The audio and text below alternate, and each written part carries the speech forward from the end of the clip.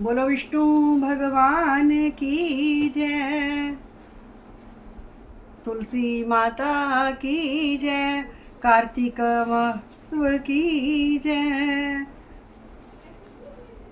ओम नमो भगवते वासुदेवाय। ओम नमो भगवते वासुदेवाय। वासुदेवाय हरि वासुदेवाय, कृष्ण देवाय प्रभु कृष्ण देवाय। ओम नमो भगवते वासुदेवाय। ओम नमो भगवते वासुदेवाय। वासुदेवाय हरि वासुदेवाय, कृष्ण देवाय प्रभु कृष्ण देवाय। ओम नमो भगवते वासुदेवाय। ओम नमो भगवते वासुदेवाय। ओम नमो भगवते वासुदेवाय। बोलो विष्णु भगवान की जय। राजा पृथु ने कहा, हे नारद जी, आपने कृष्ण और वेणी नदी के तट पर बनिए को और कलहा ने जिस प्रकार मुक्ति पाई वह सारी कथा हमको सुनाई। मैंने भली प्रकार सुनी। हे देव ऋषि, यह कार्य उन दोनों नदियों के प्रभाव से हुआ था या इस क्षेत्र के प्रभाव से हुआ था? कृपा करके मुझे यह बताने की कृपा कीजिए, क्योंकि मुझे संदेह है। देव ऋषि नारद बोले, कृष्णा नदी साक्षात भगवान श्री कृष्ण चंद्र जी महाराज जी का शरीर और वेणी नाम वाली नदी भगवान शंकर का शरीर है। इन दोनों नदियों के संगम का महत्व श्री ब्रह्मा जी भी वर्णन करने में असमर्थ हैं। क्योंकि फिर भी चूंकि आपने पूछा है, अतएव मैं आपको इनकी उत्पत्ति का वृतांत सुनाऊंगा। और आप वृतांत ध्यान पूर्वक सुनिए। चक्षुक मनवंतर के आरंभ में श्री ब्रह्मा जी ने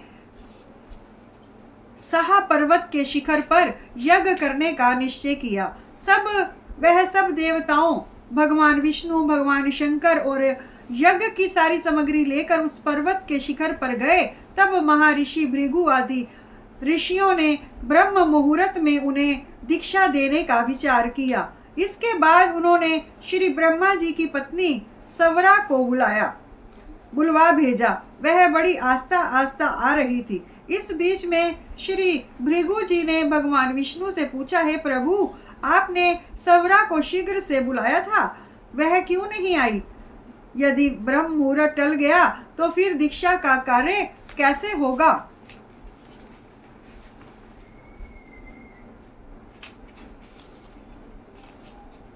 इस पर भगवान विष्णु ने कहा, यदि सवरा यथा समय यहाँ पर नहीं आई तो आप गायत्री को ही स्त्री मानकर दीक्षा विधान कर लीजिए। क्या गायत्री पुण्य कर्म में ब्रह्मा जी की स्त्री नहीं हो सकती? नारद जी बोले, भगवान विष्णु ने भगवान शंकर की बात का समर्थन किया। यह बात सुनकर भृगु जी ने गायत्री को श्री ब्रह्मा जी की दाईं ओर बिठा दिया, दीक्षा विधान आरंभ कर दिया। ऋषि मंडल गायत्री को दीक्षा दे ही रहा था कि इतने में सवरा भी यज्ञ मंडप में आ पहुंची। श्री ब्रह्मा जी के पहलू में गायत्री को देखकर ईर्ष्या से क्रोध करके कहने लगी। सवरा ने कहा, जहाँ अपूज्यों की पूजा होती है और पूज्यों की अप्रतिष्ठा होती है, वहां पर दुर्भिक्ष, मृत्यु तथा भय तीनों अश्वमेध हुआ करते हैं। यह गायत्री जी श्री ब्रह्मा जी की दाईं ओर तथा मेरे स्थान पर बैठी हैं। यह दृश्य बहने वाली नदी होगी।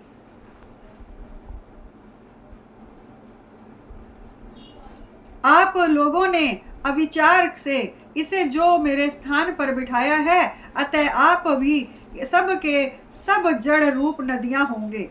नारद जी ने महाराजा पृथु से कहा, हे राजन, इस प्रकार सवरा के शाप को सुनकर गायत्री मारे क्रोध के लाल भुभुक्का होकर अपने होठ काटने लगी। देवताओं के मना करने पर भी उसने उठकर सवरा को शाप दे डाला। गायत्री ने कहा, ब्रह्मा जी, जैसे तुम्हारे पति हैं वैसे ही मेरे पति हैं। तुमने व्यर्थ ही शाप दिया है, अतएव तुम भी नदी हो जाओ। नारद जी ने कहा, तब तो देवताओं में खलबली मच गई।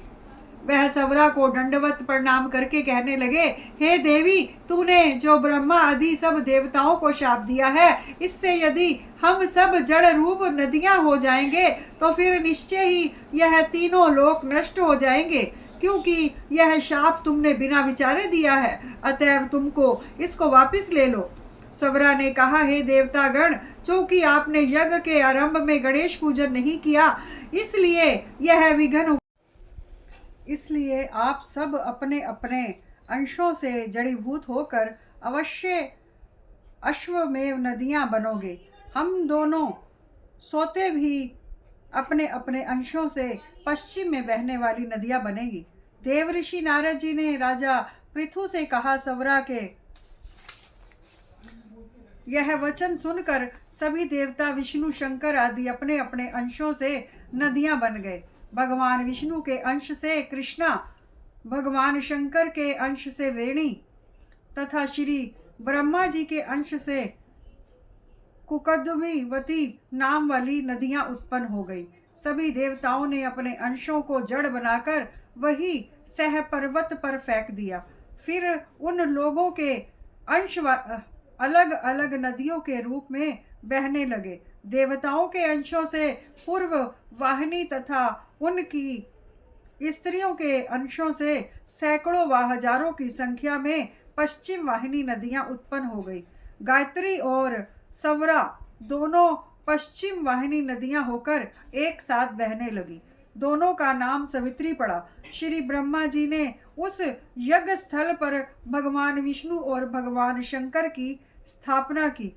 दोनों देवता महाबल तथा अति बल के नाम से विख्यात हुए। हे राजन, कृष्णा और वेणी नदी की उत्पत्ति का वर्णन जो मनुष्य सुनेगा, उसको उनके दर्शन व स्नान का फल प्राप्त होगा। बोलो कार्तिक महत्व की जय, विष्णु भगवान की जय।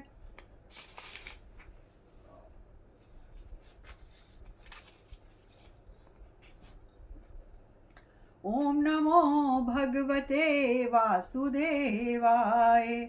ओम नमो भगवते वासुदेवाय। वासुदेवाय हरि वासुदेवाय। कृष्ण देवाय प्रभु कृष्ण देवाय। ओम नमो भगवते वासुदेवाय। ओम नमो भगवते वासुदेवाय। बोलो विष्णु भगवान की जय।